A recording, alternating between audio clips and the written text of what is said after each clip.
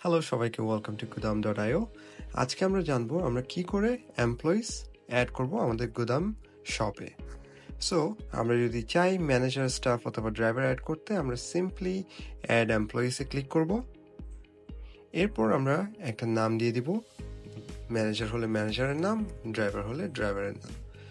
তারপর আমরা phone number দিয়ে দিব, সিম্পলি ইমেল অ্যাড্রেসটা দিয়ে দিব, যে ইমেলটা দিয়ে ম্যানেজার লগ ইন করবে।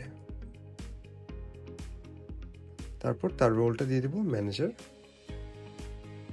এরপর ক্রিয়েট নিউ এমপ্লয়ি অথবা নিউ রোল ক্লিক করব।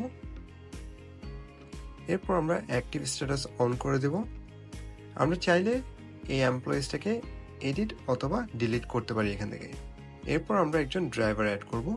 সো সিম্পলি আমরা আবার ড্রাইভার লিখব। এরপর আমার ড্রাইভারের ফোন নাম্বার, ড্রাইভারের ইমেল অ্যাড্রেস এবং তার রোলটা সিলেক্ট করে দেব।